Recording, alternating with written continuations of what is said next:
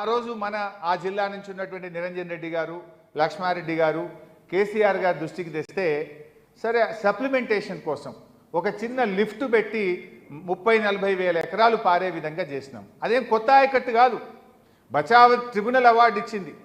87,000 ఎకరాలు వెనకట పారింది.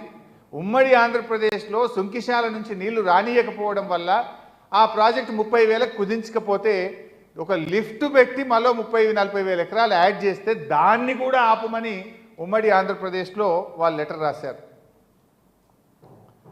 New project from the foreshore of Sunkishala reservoir taken up without clearance approval of the KRMB CWC apex council. Sunkishala barrage నుంచి ఆ రోజు నీళ్ళు వచ్చేది ఉంటే దాన్ని ఆపేటువంటి ప్రయత్నం చేసినారు. సో అట్లా ఇది మన బచావత్ అవార్డులో కేటాయింపులున్న ప్రాజెక్ట్. దానికి లిఫ్ట్ పెడితే దాన్ని కూడా ఆపాలని ఆ రోజు ఆంధ్రప్రదేశ్ ప్రభుత్వం ఈ 3 పర్మిషన్లు ఉండాలన్నారు. మరి ఆ మూడిట్లలో ఏ పర్మిషన్ లేదు వాళ్ళకు, వాళ్ళు నిర్మిస్తున్న గోదావరి బనకచెర్లకు. Next, this the point. యాక్చువల్గా ఇక్కడే నేను మీకు చెప్తా అన్నది. ఇక్కడ ఏంటంటే మనకు రాష్ట్ర విభజన జరిగేటప్పుడు పార్లమెంట్లో తెలంగాణ ఆంధ్రప్రదేశ్ విభజన బిల్లు ప్రవేశపెట్టినప్పుడు అందులో ఈ కింది లైన్ చెప్పారు. No new projects based on water resources arrived at based on appropriate dependability criteria on Godavari or Krishna rivers can be taken up by the state of Telangana or the state of Andhra Pradesh without obtaining sanction from the Apex Council on river water resources. All such proposals shall be first appraised and technically cleared by the respective board before sanction by the said Apex Council. ఈ 2 రాష్ట్రాల్లో ఏ కొత్త project చేపట్టాలన్నా appropriate board, Godavari అయితే GRMB board, కృష్ణానది మీద అయితే KRMB board ముందు అనుమతించాలి. తర్వాత సిడబ్ల్యూసి క్లియరెన్సులు రావాలి. తర్వాత అపెక్స్ కౌన్సిల్ అంటే కేంద్ర జలవనరుల శాఖ మంత్రిగా 2 రాష్ట్రాల ముఖ్యమంత్రులు సభ్యులుగా అపెక్స్ కౌన్సిల్ ఉంటుంది. అందులో క్లియర్ అయిన తర్వాతనే ఏ కొత్త ప్రాజెక్ట్ అయినా చేపట్టాలి. మరి ఈ మూడిట్లలో ఏది ఉంది? ఇప్పుడు ఇంతకాలం చంద్రబాబు నాయుడు గారు రాసిన లేఖలు చూశారు ఆ రోజు. అంటే మీ బోర్డు అనుమతి లేదు, సిడబ్ల్యూసి అనుమతి లేదు, అపెక్స్ కౌన్సిల్ అనుమతి లేదు, వీళ్ళు ఎట్లా కడతారు అని మన ప్రాజెక్టులకు అడ్డుపడ్డారు. అవన్నీ కూడా old projects, they are not new projects. మరి ఇప్పుడు Godavari Banakacherla is totally new project. They are bulldozing like anything. BJP సహకరిస్తుంది. ఆంధ్రప్రదేశ్ ఇప్పుడు ఈ నెలాఖరులో టెండర్లు పిలిచి ముందుకు పోయే ప్రయత్నం చేస్తూ ఉంది. నెక్స్ట్, ఇది మనకి ఎట్లా నష్టం? ఆంధ్రప్రదేశ్ ఇప్పుడు ఈ నెలాఖరులో టెండర్లు పిలిచి ముందుకు పోయే ప్రయత్నం చేస్తూ ఉంది. నెక్స్ట్, ఇది మనకి ఎట్లా నష్టం? 200 టీఎంసీలను హక్కుగా మార్చుకునే కుట్ర. ఇప్పుడు మీ అందరికీ తెలుసు, కృష్ణా మీద మొన్ననే బ్రిజేష్ కుమార్ ట్రిబ్యునల్ అవార్డు వచ్చింది. ఏ రాష్ట్రమైనా కూడా 1956 సెక్షన్ 3 కింద ఒక అవార్డు, అంటే మాకు ఈ నదీ జలాల్లో మాకు వాటా సరిగా రావడం లేదు అని కేంద్ర ప్రభుత్వాన్ని ఫిర్యాదు చేస్తే దాని మీద ఒక ట్రిబ్యునల్ వేస్తుంది కేంద్ర ప్రభుత్వం. వితిన్ 1 ఇయర్ వేయాలి.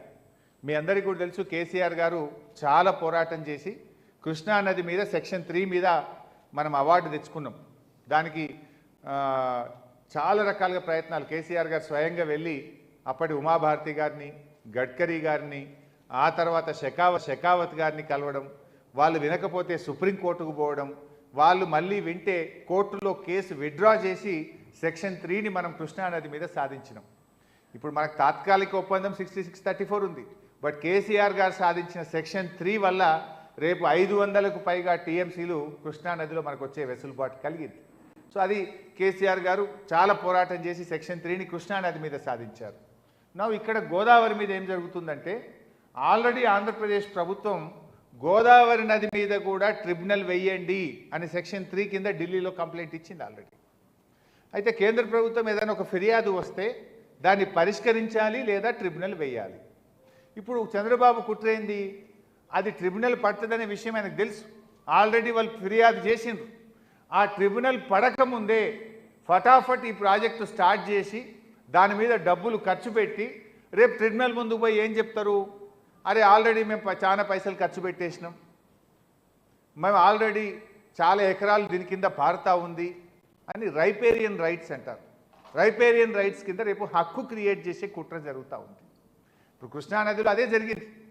ఆనాడు కృష్ణానదిలో బచావత్ అవార్డు వచ్చినప్పుడు కృష్ణా డెల్టా కింద ఆ రోజు నీటి పారకాన్ని చూపించి ఇప్పటికే మాకు ఇన్ని లక్షల ఎకరాలు పారుతూ ఉంది, మాకు మరి రైపేరియన్ రైట్స్ ఉంటాయని ట్రిబ్యునల్ ముందు వాదించి ఆ రోజు నీటి కేటాయింపులు జరుపుకున్నారు.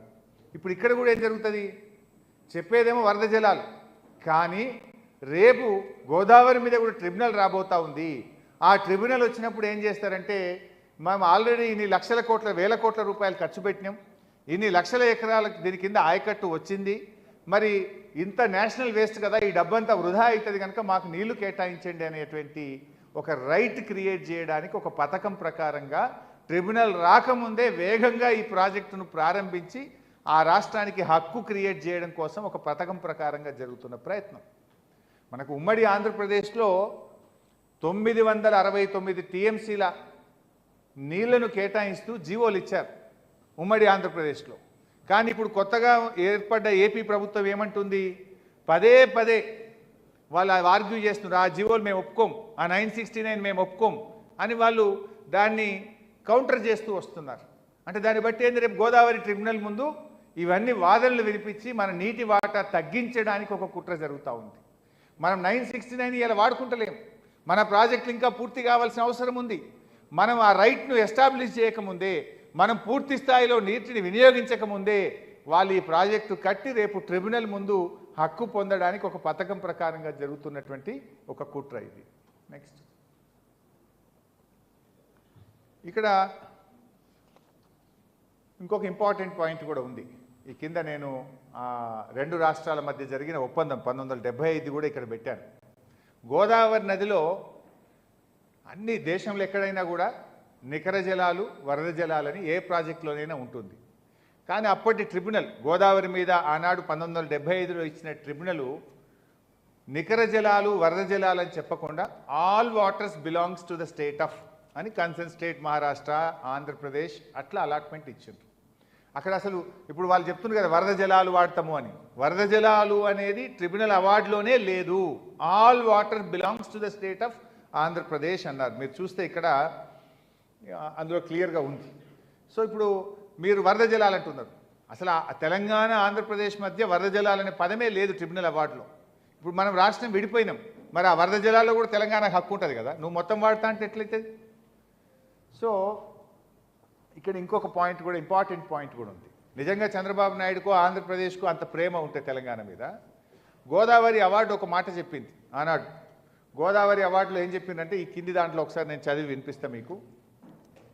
అంటే పోలవరం ప్రాజెక్టు కట్టి గోదావరి నదీ జలాలను కృష్ణా పరివాహక ప్రాంతానికి తీసుకువెళ్తే ఆ నీళ్లు పై రాష్ట్రాలకు హక్కు ఉంటుంది అని ఆనాడు బచావత్ చెప్పింది. మీరు చూస్తే ఫస్ట్ పారాగ్రాఫ్లో లాస్ట్ లైన్ చదువుతాను నేను. Anicut displacing the discharges from Nagarjuna Sagar project for Krishna delta thus